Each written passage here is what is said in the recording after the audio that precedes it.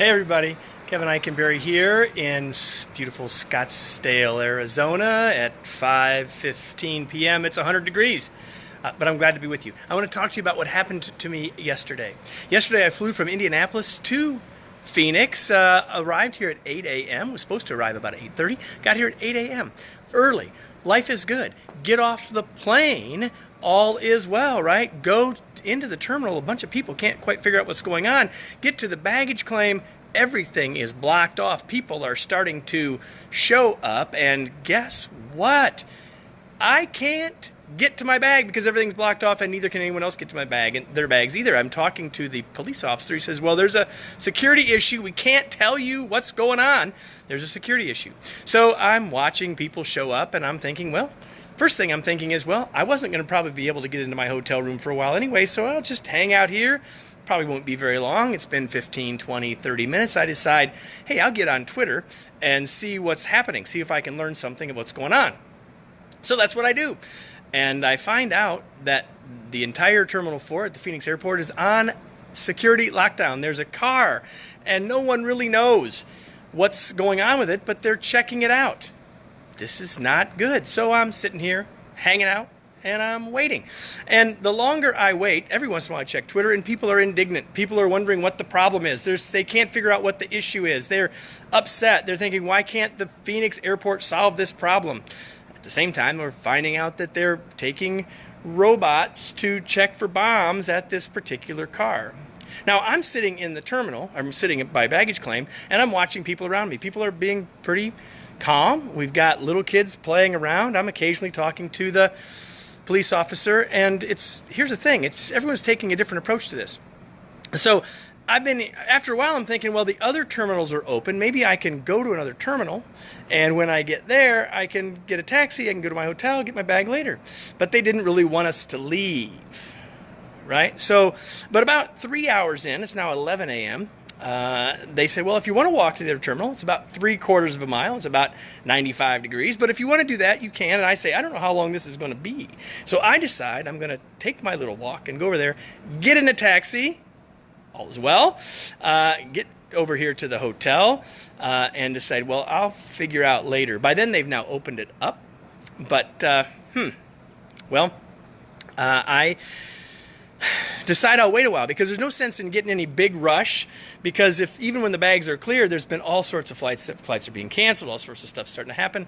So about 4 o'clock, I go back to the airport to pick up my bag. And I get back to the airport, and I wait in line for about 40 minutes to get my bag because everyone's having problems. People that are wanting their bags because their flights have been canceled, they're trying to get their bags back. And so altogether, about 5 hours of my life was impacted by this situation, because we find out later it's a guy who was going to be apparently late for his plane, so he left his rental car without telling anybody, or you're not supposed to leave it. Thousands of people impacted. I was impacted by 5 hours. But here's the thing. There were many people who were upset. They were indignant. They thought it was awful. They couldn't wait to solve they were blaming everybody else about the situation. Here's how here's what I'm going to take from it. I got 4 ideas for us all to take from it. Number 1 is be observant. I just noticed that it was interesting to notice how different people were reacting to it. I spent some time reading. I had 3 hours I was hanging out there, so I might as well read. So that's what I did, was read a bit. I watched other people. Noticed how most people in the nearby area in real time were handling it pretty well, but on Twitter it was all a big old mess, right?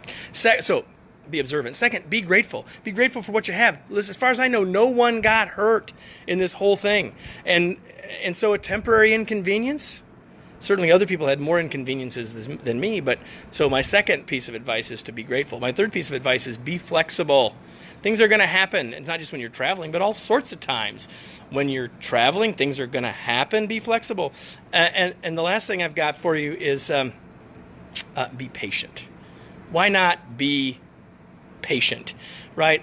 Life is too short to get too worried about it. So I did some reading. I have noticed some people. I observed some things, and maybe I got some lessons. And now maybe you got some lessons too. So here's the biggest point of all. The biggest point of all is it's all a choice. Every one of the thousands of people that were in the situation that I was in, and by the way, the situation went on for a long time. I talked to someone at this conference a few minutes ago. She didn't land until 4, and she still waited on the tarmac to get a place before it was all done. People were impacted by this for hours. Here's the thing. The issue is whether, if I choose to be grateful, if I choose to be observant, if I choose to be flexible, if I choose to be patient, it's all a choice. Some people chose something else, ruined their own day, did all other sorts of things. It's not about us. Thank you, Linda. You are so correct. The whole point here is it's really not about us, and it's about the choices that we can make. I hope that you got a little something from the story. If you don't live in Phoenix, you probably didn't even hear about this thing. That was my day yesterday, and I hope you all have a great rest of your day today, and thanks for joining me here, and we'll talk to you all soon.